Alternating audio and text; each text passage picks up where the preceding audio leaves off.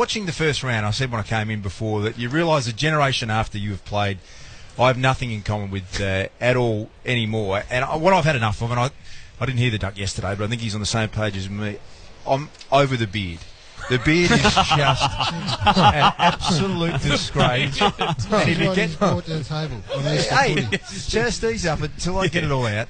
You don't see your Joel Selwood or your Garry Ablett or your Joe Watson or your top 10 elite performer going around with it. And there's an exception. If you run out there with a Ned Kelly beard and you've decided that's what you want to do over the summer, and that's your style, and there'll be a whole generation of current players who listen to Triple M Footy, and they all do, and they'll be driving there and saying, I'm a tool, and you're allowed to be an individual, and you're allowed to have a bit of peroxide in your hair, Spud, and you're allowed to go a mohawk, and you're allowed to grow a Ned Kelly-style beard.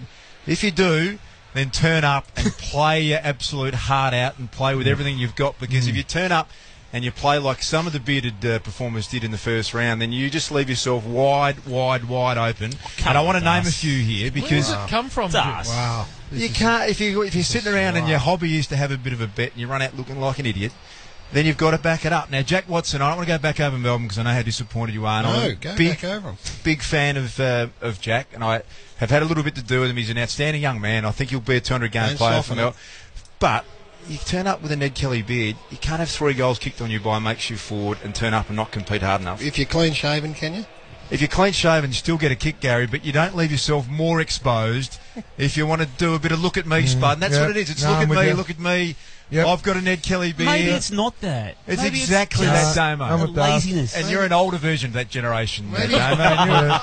And you're a tool as well. And that's hurl purple under the bus. Hey, is it Will Schofield? Is that where it started? Because he went with it and backed it up with some very good football. Cade Simpson. So is it? And then everyone seems to have fallen into it. I think so. And there are a bit of sheep in AFL football, and Dayton Swan can tattoo his whole body if he likes, because he backs it up and plays the way he does, and did again yesterday against North Melbourne was fantastic. I'm just saying, if you decide you go down that path, make sure you play the way Joel Selwood plays every week. Otherwise, leave yourself wide open for our generation to say, not good enough, Garry. And I'd like the Triple M Footy family to get in-volved on Twitter. I want to hear from them. So I think if I'm out of line. There's someone that cultivated a beard over the summer. But did you, Ned Kelly? I think you were just a tight sort of I had a closed I had a really thick, lush job going there for a while.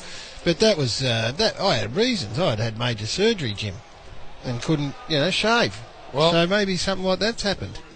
So, Jack, do you think?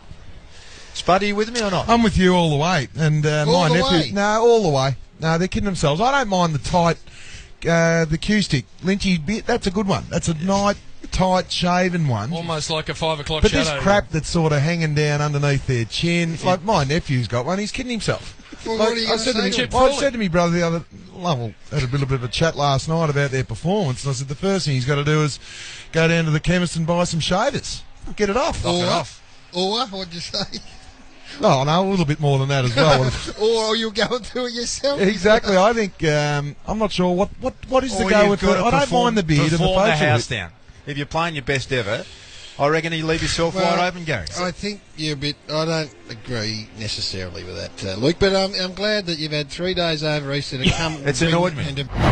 Well, I've just had a look there in the Buddy's hair, Das, and I know that you've been on the beard. Should have looked, yes. I think this guy will actually back it up. It's sort of like Hiawatha style. The big Budweiser in the... Bit of Navajo Indian about it. It is. At the top there, Gaz, you describe it for the listeners at home. What would you call it? I would call it a double-wide mohawk that shapes into a V. V at the back. V-head.